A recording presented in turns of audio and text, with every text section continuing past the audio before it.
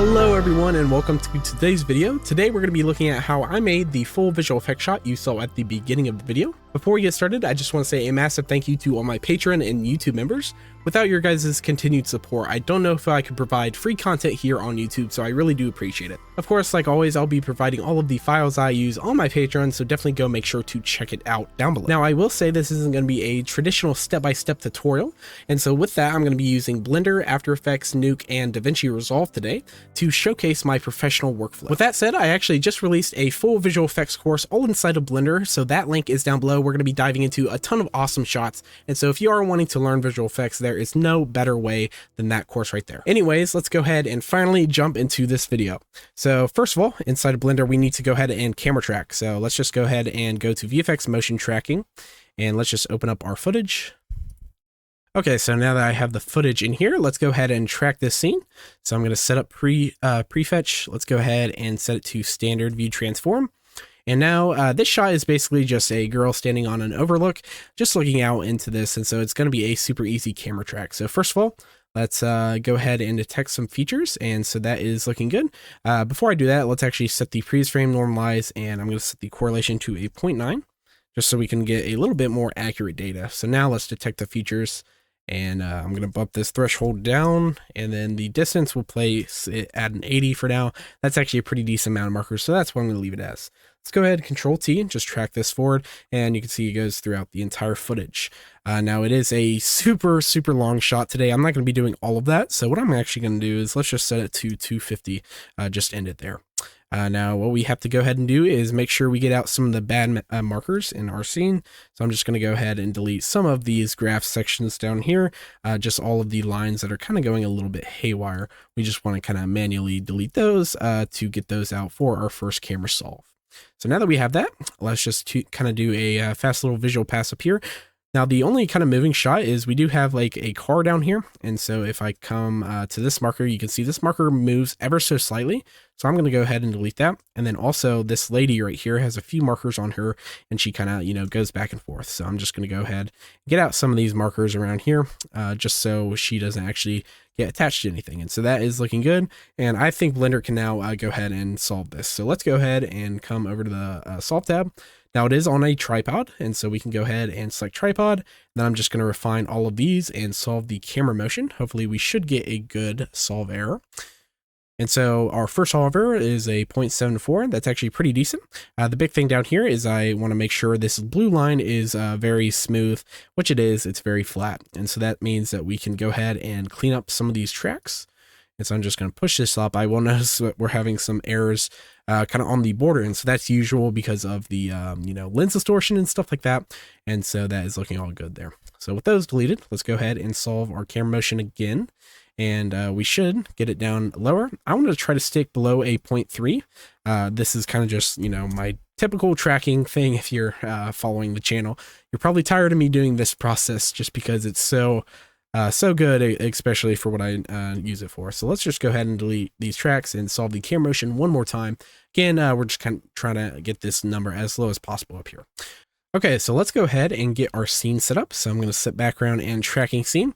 And that is pretty much all we have to do, just because for tripods, we don't have to set up the floor or anything like that. So let's come out to the layout tab. I'm going to go ahead and delete all the stuff that Blender kind of automatically set up. And just so that we're working with just our camera up here. Also, it created some background stuff up here, and then a bunch of stuff with lens distortion. I'm not going to be really compositing inside of Blender, so we're not going to deal with the lens distortion. So let's just delete all of those nodes and get a kind of basic compositing scene set up, just so we have our render layers combined with our movie clip. The final thing I always want to make sure is in my camera view, let's come over here and I want to turn off the lens distortion. So let's render undistorted, check that off, just so we don't have any lens distortion. While I'm here, I always like setting the opacity all the way up, just so I can see that a little bit better.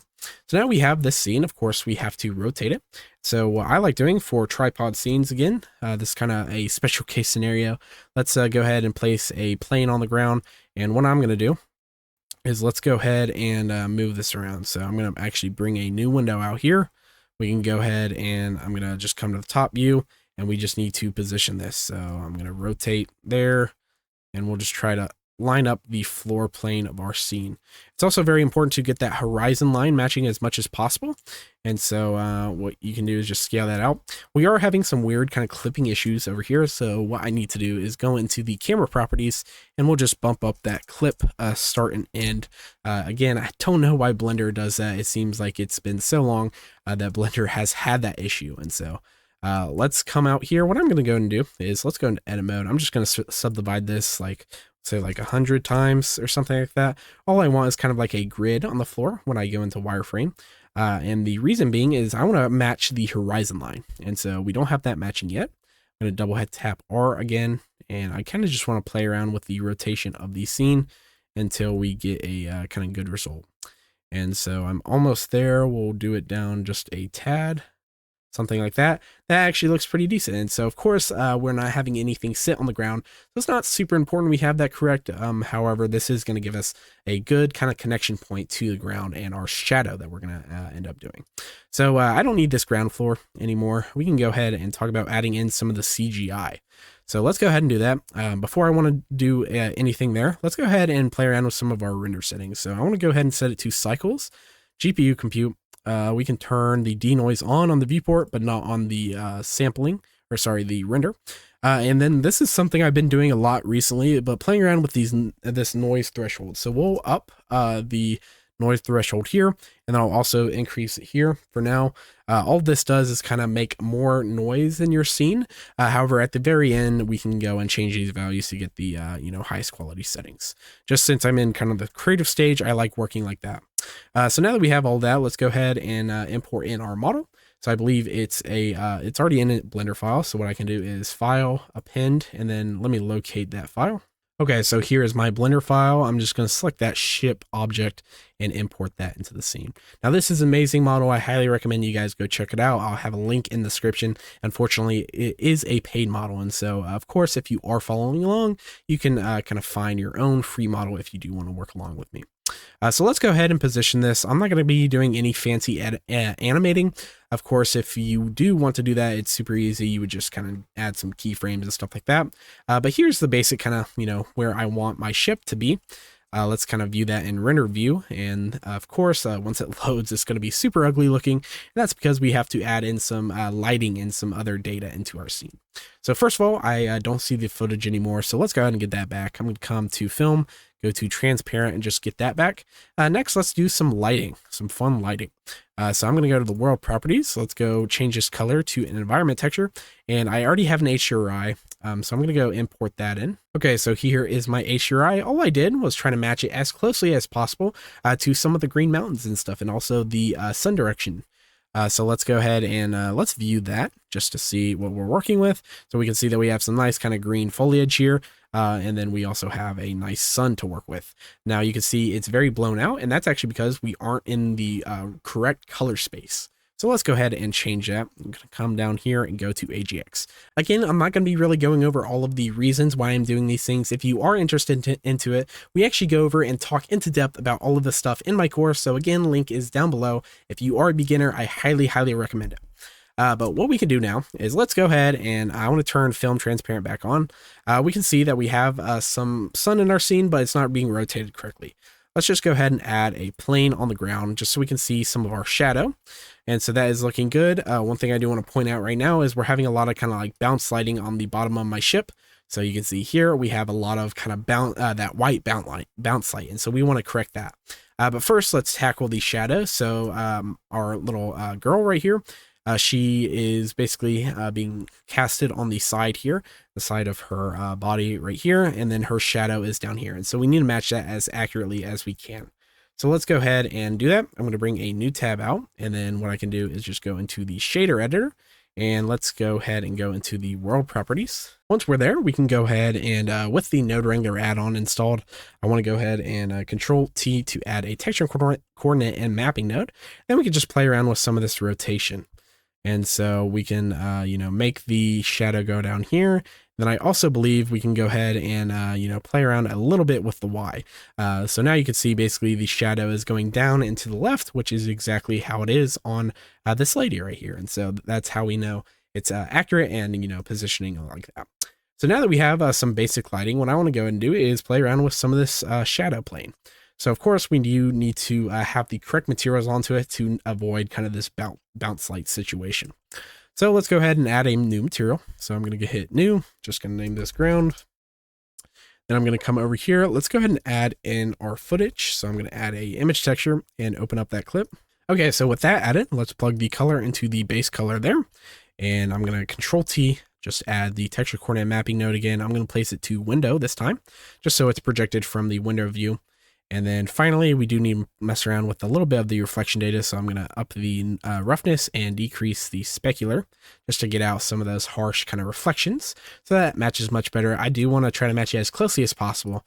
And so let's come over here. Let's turn outline selected off. And then I'll just play around. I might add like a gamma node, something here. I don't need to be super accurate because again, we just need it to be kind of some bounce lighting. And so that looks pretty good. You can see that the seam is much less now. So that's all I really care about. So let's go ahead and turn the outline selected back on. And now you can see we're having much more accurate lighting and bounce lighting down here. Now I will notice my ship is very, very dark. So let's go ahead and play around a little bit with the some of the exposure values. So I could try changing the strength of this up. Which, you know, gives us a pretty nice result. I can also come to the render properties and then let's go down to color management and let's try playing around a little bit with the exposure. So I might just expose it a little bit up and something around there is looking pretty good. You can, of course, add another look if you want like a high contrast, stuff like that. This is where you can go and add that. I'm going to add none because I'm going to be taking it into another program for compositing. So I just kind of want it to be as natural looking as that. I have noticed our plane kind of has, you know, been affected down here. So this is where I can go back and add some more gamma just to kind of match it as closely as possible. So that looks pretty good and you can mess around and get a result that you want. Now let's go ahead and get into rendering out some different passes. So first of all, I want to set this to be a shadow catcher. So I'm going to set shadow catcher on just so we have that. And then let's go ahead and break these down to different passes. So if I duplicate this, I do need to go ahead and add a new kind of, you know, layer. I'm going to name this one shadow. And then the foreground one, I'll just name ship for now because we are going to be just dealing with those two passes right there. So I want this one to be ship and then this one can be shadow. And so what I want to do is I want to tell each view layer what I actually want enabled in each specific view layer because right now they're basically duplicates. So in order to break those out, let's create two new collections. Of course, one for ship and then I'm just going to name this one shadow. And then of course ship into ship, plane into the shadow. And so since this is the ship layer, what I want to do is I can enable these filters up here and I want to turn this one on to be indirect. And so now you can see we don't actually see the plane anymore. However, we do see some of the bounce lighting and stuff that it's giving us. So that's really good and is going to give us a really accurate result. The final thing I want to do is come to the shadow. And let's go ahead and do the opposite. So the ship now is indirect. And so now we're having the shadow pass down here. And everything is transparent. And so that's going to be really nice to give us some compositing capabilities. And so let's go ahead and render this out. So I'm going to go to compositing. I'm going to add a file output node like this. And then just going to plug, well, first of all, we have to add another input. So we'll add two inputs here. First one, of course, is just going to be ship. And then the second one is just going to be shadow. And so let's go ahead and just plug these two here.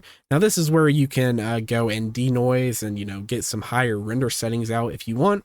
I do highly recommend if you guys are going down that route, maybe enable the denoising data like that. And then you can plug a denoise node in here and maybe plug the normal albedo into the albedo, just to denoise specific passes instead of having to denoise everything with this specific button. And so that's always why I like having that off and just doing denoise as a node here. So of course we're not going to composite anything, so we can get out of that. Now, unfortunately, we do have to keep this composite node here. I don't know why it's kind of a bug inside Blender at the moment. So let's just keep that up here, even though we're not rendering out anything through the composite node. So of course, let's come over here. I do want to name a new path for all of this. So save that if you need. And then I'm just going to render it as a PNG sequence with alpha. So all of these settings are fine for me. So once you are happy with it, and you have done all your checks, I do highly recommend you guys come over here and maybe now is where we can, get back our previous settings. So maybe we can turn that back, and then I'll divide this by 2 just to get the most amount of potential for our render. So with all of that set up now, our things plugged in and our base path defined, we can come out and render the animation. Okay, so once those are finished rendering, we can go ahead and jump into the compositing section. So my favorite compositor of choice is Nuke. It does have a free version, so Nuke non-commercial, if you do want to follow along with me. So I'll have that link down below as well. But what I wanted to go ahead and do is let's go ahead. I like working in this workspace over here. And so all I did is just shift F3 for that. But let's import our footage. So I'm hitting R to read those in. So first our footage, let's import that in. And then now we can import both of our PNG passes. Okay, so here is my ship pass and then my shadow pass as well. We can go ahead and open that up. Now the kind of caveat to this is I actually went ahead and rendered out our shadow pass as just a single PNG, because what we can do is actually track that into our scene inside of Nuke compared to tracking it inside of Blender. So I'll showcase how to do that as well. So first, before I do anything, let's go ahead and set up some render settings just like Blender. Now I believe this is a 1080p footage, so let's select that. And then let's go into the metadata. I believe it's a 25 FPS. And so we can go ahead and set that as well. So I'm just hitting S to go to this menu, by the way. So let's go ahead and hit 25. So now that we have that, let's go ahead and combine the two. So I'm going to hit M to add a merge, and let's just set the A and B like that. So if we view that right now, we basically just have a super simple kind of scene broken up like that. We have our footage in the background. Now very important is that we have kind of this edge of pixels right here. And that's actually to do with pre-multiplication. Without getting too involved into it, basically we have this alpha channel, so this black and white mask, and we need to apply that to our CGI. It's the same process inside of Blender and any other kind of compositing program. So let's go ahead, and I'm just going to add a pre-mul node to that. And then now we can go ahead and start color correcting. So what I want to do is I want to go ahead and add a gray node, so G to add that. And let's go ahead and break out the black point and the white point. So I'm going to hit D down here to disable my node, and then let's go ahead and view some of those. So what black point and white point is basically the darkest and lightest values of my CGI. So what I can do is let's pick select that, and I want to find the darkest point. So let's bring this F value up. And so of course over here, we'll notice in this area, we have all of this kind of darkness. So I'm going to select that as my black point. Now we need to do the opposite for my white point. Now you can of course use any slider that you want. I like using this Y slider, so I believe that's the gamma slider. And so then that'll really tell us where kind of the lightest values are. And so what I will notice is that we have like a kind of very white value over here. So what I'm actually going to do is just use some of these bottom pixels here. Now I don't want to use these because these are a little bit blown out, so it might give us some inaccurate data. So let's go ahead and do the lift and gain now. Now, this will be a little bit interesting because I find that this works some of the times, yet some of the times it doesn't work. So we need to do the exact same thing, but with the footage now. So let's go ahead and do the F value. So in her hair is some very dark values. So I'll just select like this area here. And then we need to do the same thing for the white values. Now I forgot to tell you, but I am using Shift and Control and then clicking and dragging to get those boxes. Now the whitest point in our image is, I believe, up in the clouds here. So yeah, so it's giving us a lot of kind of white values up here, so we can select those. Again, I kind of want to avoid the ranges where it's kind of a little bit, more blown out, because this is just straight, white, and so I don't want that. So now we have kind of these values defined, and that is looking good. Let's go ahead and see if this has worked. So I'm going to hit D to disable that, and now we are actually, corrected our white balance and stuff. And so now we have our white point and black point set. Let's go ahead and mess around a little bit with our gamma. So what I'm going to do is if I hit R, G, and B over here, I can go to the different channels. And what I want to do is each channel, I want to affect the gamma. And so we'll just bump up the gamma in the red channel and the green channel as well. I'm just trying to match as well as much as possible. And very important, we do want to try to keep these sliders as close as possible because we actually did light to our scene inside of Blender, and so it wouldn't make sense that these sliders would be super far away from each other. So lastly, let's go to the blue channel and just bump this up. And so now you can see We're basically just correcting for our gamma, and now that looks much better. And so with just one node, we have, basically set the tone of the scene and matched it much more accurately to the actual footage.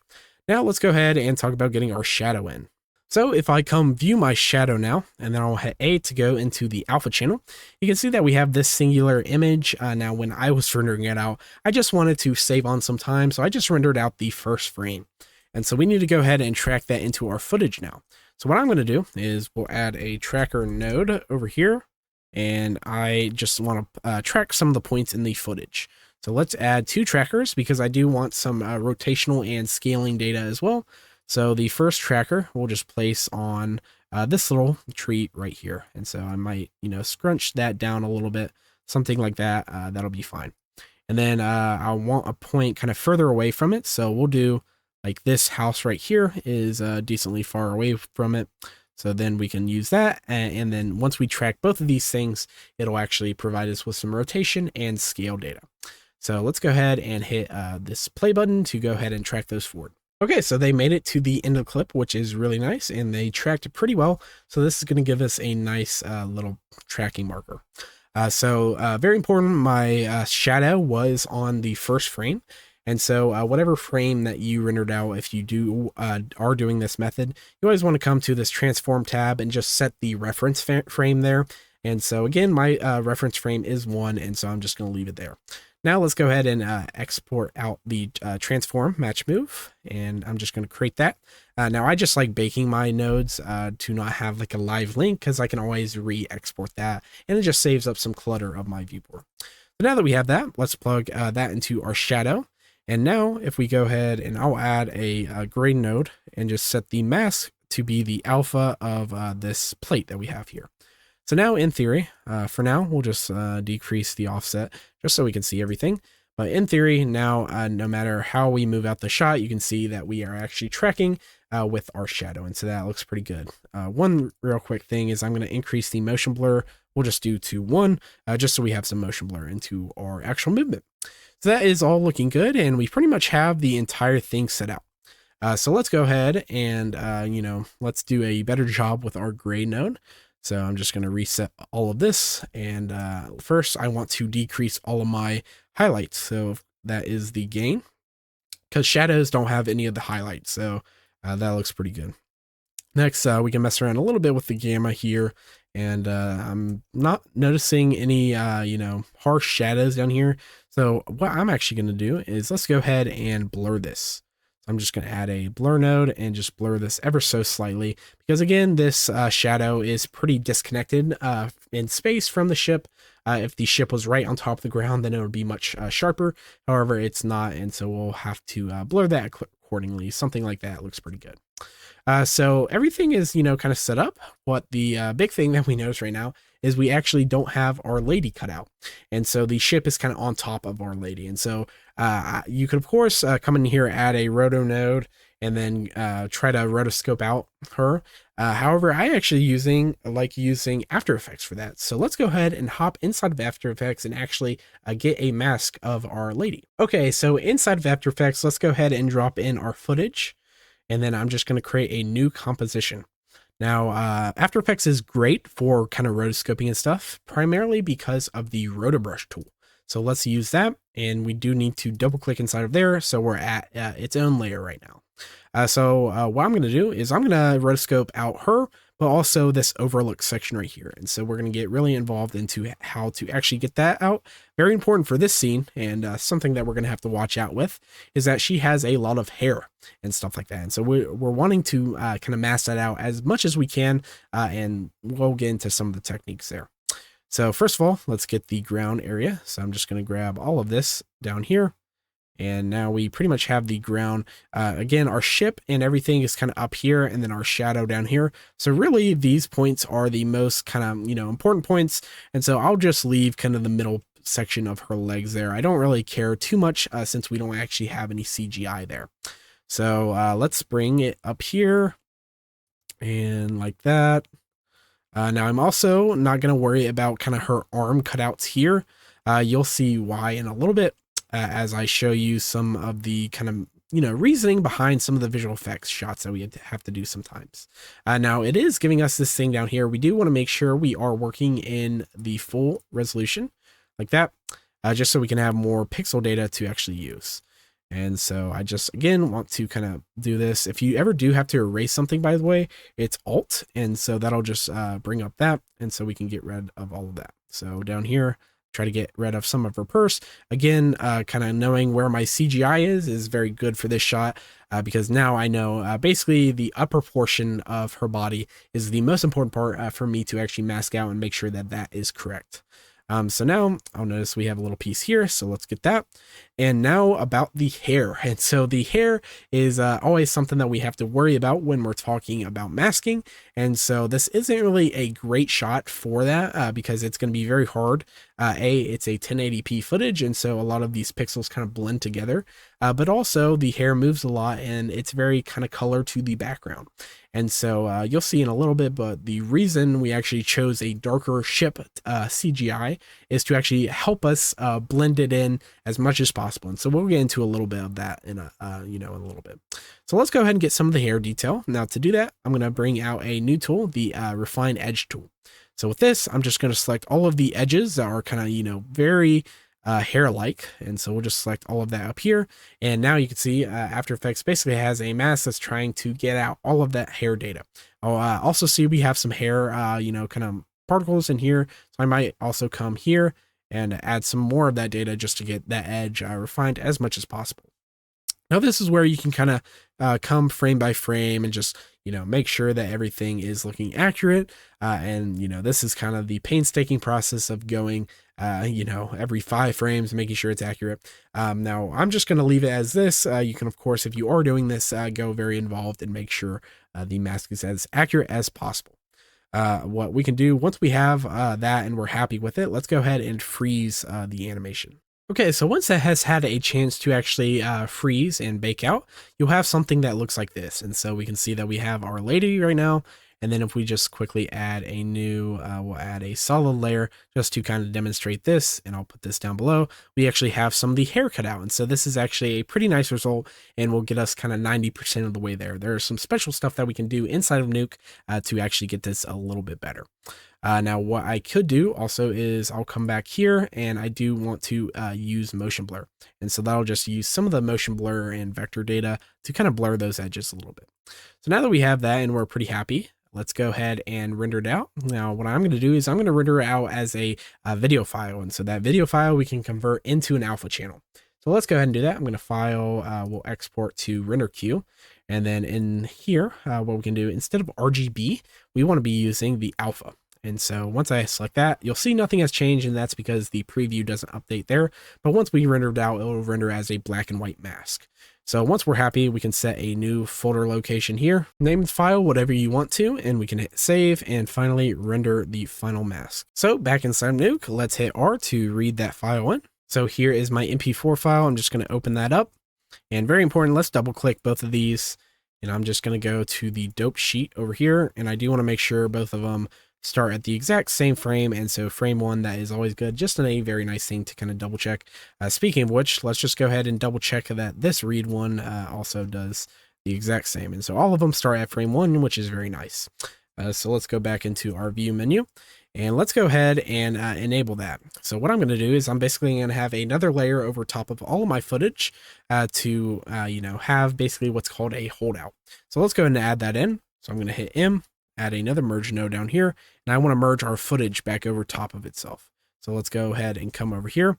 Now we will see that we're having this result. Don't worry about that. We'll fix that in a little bit. So let's grab this holdout over here, and I basically want to go ahead and apply that mask to our footage. So let's hit K. K is basically a copy node. And I want to copy the A side into this B stream right here. We are having this error, and that's actually because we don't have any alpha channel. If you remember, we rendered it out as a video file. So we basically need to use this black and white mask and tell it to be an alpha channel now. So let's go ahead and do that. I'm going to add a shuffle node. I'm just going to shuffle out the red channel into our alpha. And so now if I hit A over here in the alpha channel, you can see that we now have our alpha. And if we come back over here, we can see that we basically have this with a alpha channel now. So that's very nice because now if we pre-multiply everything, again, pre-multiplying is going to apply that alpha channel. we can see that we have this. And so this over top of everything is giving us this result. And so now we have our lady over top of our plane right here. Again, this is showcasing why I picked the CGI, because it's some of the darker values, and so it blends into the darkness of her hair, and so we can't tell that the mask isn't really the best mask in the whole world. So some cleanup things is, I didn't really bother with in between her shoulders, or sorry, her arms, just because there's a lot of like tight spaces, and if this was 4K footage, then I could get away with it. But since it's 1080p, there's going to be a lot of like bouncing and artifacting with some of these pixels. So I'm going to get that out. And then also down here, we still have our shadow. And so that is because we are basically using this footage, our shadow applied there. So what I'm actually going to do is let's go ahead and instead of doing this, let's add, I'm going to hit period. Just going to bring this out here. It's not going to be the cleanest look, but we can just go ahead and put that there. So now basically I'm just using the default footage into this pipe. And so with that pre-applied with our pre-multiplication, now we're having this cut out as well, and it's not putting our shadow onto that. So let's go ahead and clean up this mask a little bit, just because I want that to be a little bit nicer. So let's view that. You can see in our alpha channel that we're also having some kind of glitches and stuff down here. So I want to get both of those things out. So first of all, super easy. Let's go ahead and combine some of these. So I'm going to add a roto node. That's just O on the keyboard. And let's go ahead and I'm just going to use a rectangle, and let's multiply this together. So now that we have that, let's go ahead and combine them. So I'm just going to hit M and merge those two together. And now if I come over here and make sure I'm on alpha, you can see that we now don't have that little gap anymore. So that is looking good. Let's go ahead and get her shoulders out as well. So I'm going to hit M again, and we'll just merge in another roto node right there. And then I'll just go ahead and kind of, get a kind of rough shape out here, and we'll just add that in as well. And now you can see we have fixed some of the kind of holes that we were having before. What I actually might go ahead and do is let's go ahead and copy that transform data, just in case there's any kind of camera movement. It should track to our actual thing. And so I'll go ahead and do that for this one as well, just to make both of the masks kind of track. So now we basically have cleaned up our shuffle node and have shuffled out a good alpha. Let's replace this with the final merge over here. And now we actually have our holdout pretty much finished. We can always come back and kind of play around with this if we do see anything there. So now we're having some really good results and some, nice occlusion of the hair. There is some like fancy stuff that we can get into. However, the hair looks pretty good right now. So I'm not really going to mess with that. Now let's get into some kind of final results and get this out to looking more accurate, so we can take this into color correcting and actually give it a pretty cool result. So let's come, what I want to go and do is I want to go ahead and match the focus levels and the grain. And so we can go ahead and easily do that. I'm going to bring this window up here, and let's just start organizing some stuff, because organization is key. So I'm just going to add a backdrop node here, and I'll make this a little bit bigger, and we can just name this ship for now. So that is looking good. I'm just going to place this up here because we are going to be adding some more stuff to it. So the reason I like kind of, making everything happen above our footage and then adding our, holdout and everything is because we can always place our grain and stuff. And so I want to get into the grain first. So let's go ahead. I'll add a grain node. Now I'm not the best at grain. I'm still developing kind of my own method. However, what I'm going to do is let's pick like a nice little frame range. I'm just going to go from 1 to 5 is my range. And then we can zoom way in here. We'll just pick over here, go into the red channel.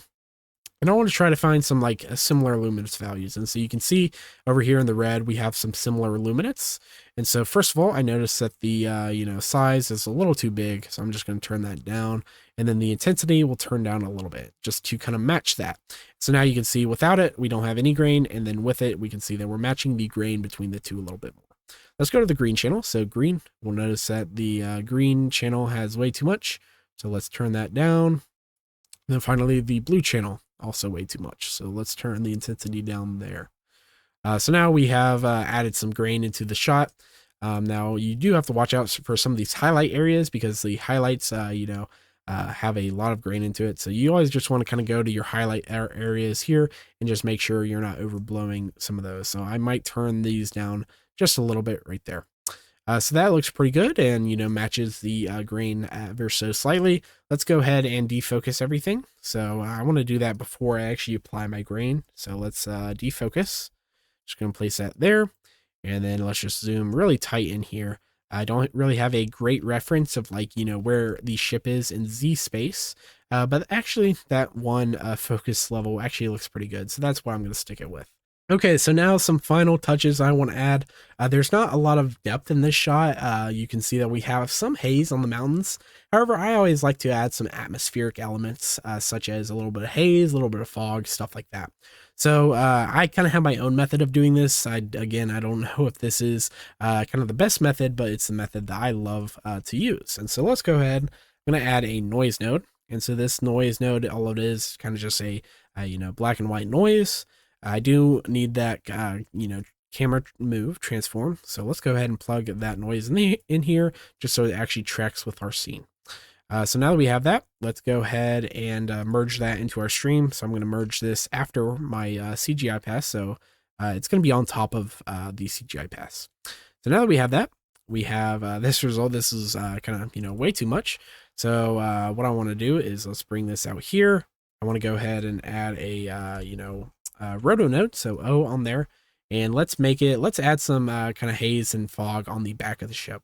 So I'm just gonna crudely kind of cut out a section here like that. Let's go ahead and blur that. So blur that, I'll just blur it to 100, and then what we can do is go ahead and I'll merge these two together. So this one and this one.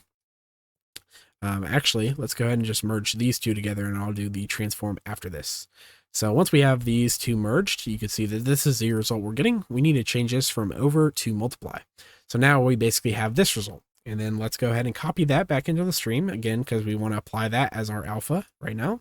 So I'll just kind of put this up here like that, just so we can have this alpha channel being copied inside of there.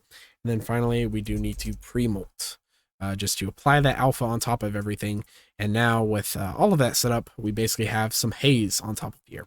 Let's go to the final footage down here, just to go so we can see what that is doing.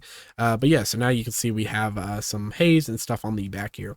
I want to try to color correct that a little bit better. So I'm going to hit G and just add a gray node here. And then what I like doing is just messing around a little bit with the gamma, mess around, just add a little bit of color, kind of hue here, maybe a little bit of yellow, just ever so slightly, because we don't want too much. And then I might also take the gain, because the gain is our highlights. I want to take those down just a little bit because we're having some very kind of dark areas here. And so that looks pretty good. You can get more involved into the color. What I also might do is come in the noise, and we can break up this X and Y. And I might just increase the X ever so slightly, just so the noise isn't just kind of a circle noise. It's more of a, kind of line and stuff right there. So that looks pretty good and is giving us a pretty cool result. The nice thing about this kind of process is now we can go ahead and duplicate the setup and then basically have other layers of atmosphere. And so maybe I want some atmosphere back here in front of my ship. So let's go ahead and duplicate this down. So I'm just going to Control C, Control V, and we'll merge that back in. Now you can also change these merges to pluses if you want more of like a light coming through it. So let's change that to a plus. And now you can see it's giving us a little bit more of a kind of light effect. So let's do the same one down here. So I'll change this to plus as well right here. And then what we can do is let's change the roto. So I'm going to delete this Bezier and we'll just add a new one. Again, I kind of want this one. We'll make it a kind of unique shape too. So it's not just kind of a circular one. So we'll put it like right here. And then also what we can do is I don't really like how this is looking. So we can also always come in here. I'll just play around with the Z value just to change around the noise a little bit. So now you can see we're adding some kind of haze and stuff back here. What I do want to do is I want to add some haze behind the ship as well. So that is where we can take one final kind of duplication of this and make a whole another section. So let's finally bring this down here and copy and paste that again. We put that into the stream.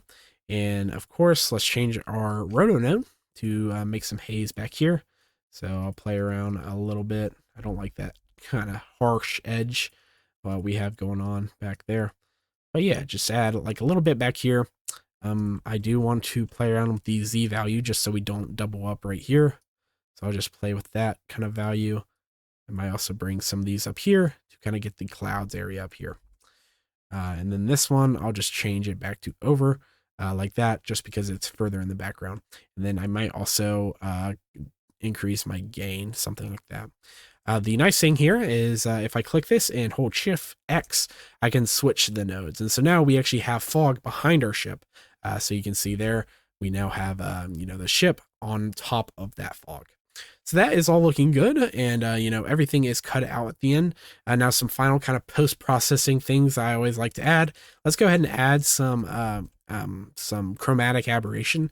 Now this is an actual add-on for Nuke, and so I'll have that linked down below. So what we have to do is let's enable it. I'm just going to come over here and update my plugins.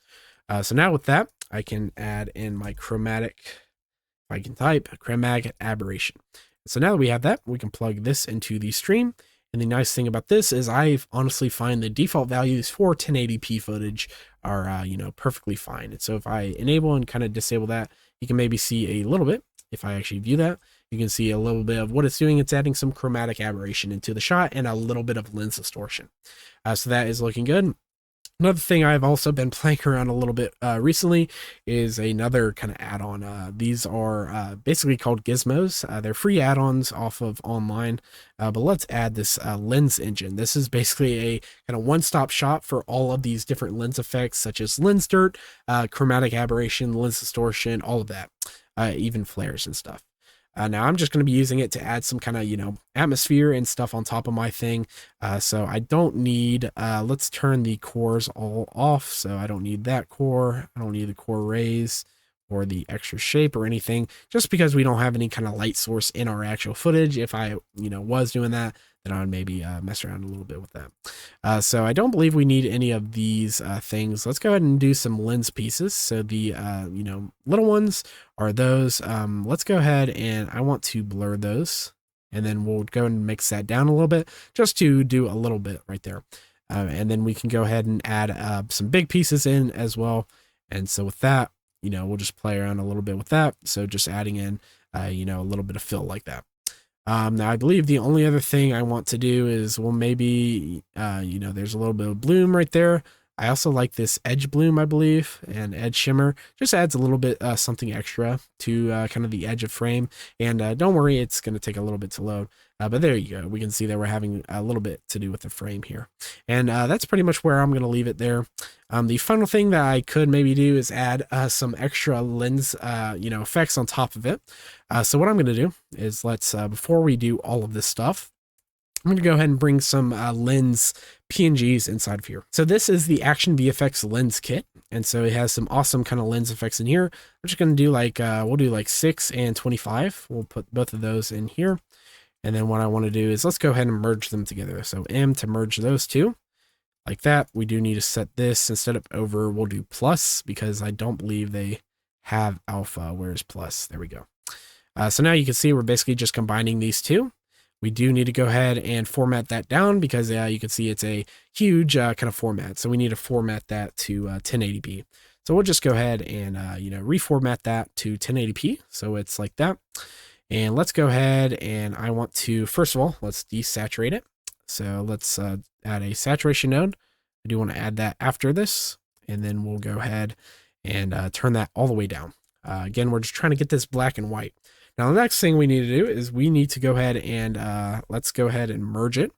We need to merge this with some of the footage. So we'll go ahead and add a dot here and we'll plug the B side in here. It actually needs to be switched. So I'll just Shift X that. So now you can see we're basically having this result. We need to set this from over. We need to set it to multiply. And so now you can see that wherever we have some white dots up here, it's actually going to appear down here. So I might need to, we'll add a multiply math node after this, and we'll just multiply that like that. And of course, after all of this, we do need to combine it into our stream with the A side. So now you can see we're basically having this result, and that looks super ugly. So let's go ahead and I'm going to blur this. So let's go ahead and blur that. So it's just blurring kind of this result ever so slightly. And then of course down here, we actually don't have a alpha channel. It's basically using our A side as our alpha. So what I want to go ahead and do is I want to create a brand new alpha based on these two kind of sockets up here. And so of course this doesn't have an alpha either. So what I'm going to do is let's do a keyer node. And I'm basically just going to do a luminance key. And so with this down here, we can just hit A and add a luminance key. So that is going to give us this result. What I also might have to do is let's go ahead and add G, and I'll just bump up some of these numbers at the top. So something like that, just to bump up our kind of, alpha and stuff here. So that looks pretty good. And now if we come back into our stream, you can see that we have a ton of lens kind of data. I also might kind of brighten some of the gain and some of the gamma here as well, just to brighten up that stuff. So of course that's way too much. So let's bring our multiply back down. And so something like that is giving us a pretty nice result, just kind of giving us some lens effects on top of everything. And so it's a super subtle result. Again, for this one, I don't want it to be super noticeable, just a little bit of lens effects. And so that's kind of my method to do kind of, some lens dirt and stuff on here, and, get some cool results there. So now that we have kind of all that stuff set up, let's go ahead and get this out to actually go ahead and talk about coloring. So let's hit W down here. I'm going to write this out. So let's open up a new file. Okay, so now that we have this set up, I am going to be rendering it as a MOV file. We'll just stick with output ProRes. I'll change this to 4444. And then down here, the output transform, we can leave it at gamma 2.2. I'm just going to change it to sRGB since we are viewing sRGB up here. And so hopefully that'll just help us out a little bit in the color process. So let's go ahead and render this whole thing. Now I do believe we just did it to, 250. So let's do 250 down there, and we'll hit OK and let that render out. So finally, inside of Davinci Resolve, which is totally free for coloring. Now, I will mention I am not a colorist, and so take everything I do with a grain of salt. This is kind of just my own method just to make the color better. However, it's not really the best method. So let's go ahead and just drag our footage into the media pool, change the frame rate, and then just bring this down here. And so this is the result that we're getting, and it's a pretty cool result. I do like all of the haze that we added and some of the lens effects there. So let's jump into the coloring tab, and we have this. Now what I'm going to do is let's go ahead and add a new effect. We do need to go ahead. I like working in Rec 709, and so let's go ahead. I'm going to convert. So we'll do color space transform. Just going to place that in the stream here. And then I did use sRGB to render this out. So I'm going to hit sRGB up here, and then go down here for sRGB as well. And then for down here, we do want to transform everything to Rec 709. So we'll just make those here. And the reason we want to do it in Rec 709 is because we're going to use some of Davinci Resolve's preset LUTs. So LUT is basically just a file that kind of has some color information baked into it already. So I'm just gonna, Alt S to add another window in here. Let's add some of the film looks. And so we can play around with some of these and get a pretty cool result. I can't remember the exact one I used, but we'll just use a pretty cool one. I actually like the way this is looking, so this is what I'm going to use for this specific result. So let's bring that. I'm going to drag that into the image at the end. Of course, we do need to kind of dial some of the LUT into our actual shot now. This is where we can do this kind of node before. So we do want to make sure that whatever we pass to the LUT is actually going to be our color corrections and not the other way around. So with this, let's come to this node right here.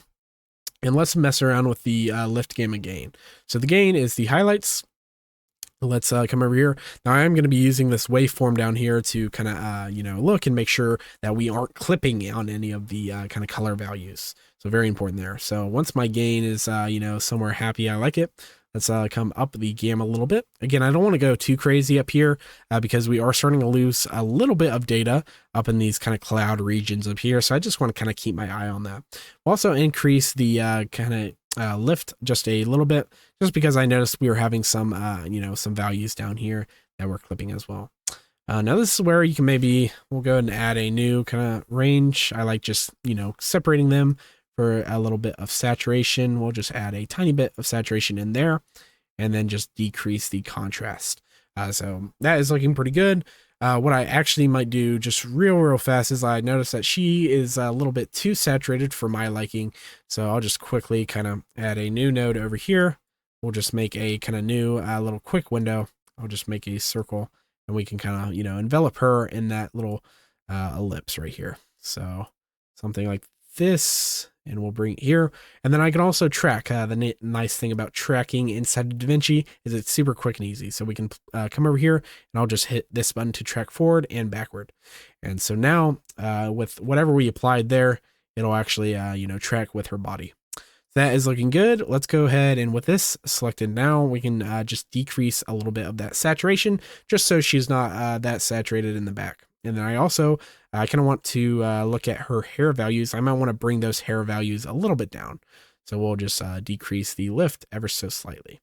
We are selecting some of the shift, so we do want to kind of be a little bit careful there how much we can push this. But now you can see if I kind of, disable and enable that, we can see that we're getting a little bit of saturation back and just darkening her ever so slightly. So that looks pretty good. Now that's pretty much all I'm going to do for this shot. There's a ton of stuff that you can do for color. Again, this is probably not the best workflow for that, and all the colorists in the video are probably going crazy right now of all the stuff that I'm doing wrong. So again, I just want to showcase what I do in that side of there. So if you do have any tips, leave them down below. I'd love to hear. But let's go ahead and get out this final render so we can break this down. So I'm just going to come over here. Let's browse and save this in a final location. Once we have that, I'm just going to be saving it as QuickTime H.264 is fine. It automatically sets all of this stuff. So we can go ahead and add to render queue and render all. Okay, so here is the final result that we got from this tutorial. Hopefully you guys were able to get something similar or just enjoyed watching my entire process from start to end using all of these different programs. And so hopefully this has inspired you to get a little bit more involved into your visual effects and maybe introduce some other programs to your workflow. Again, this is kind of my own method of what I like using. I like using Blender for all of the CGI and everything that we can do there.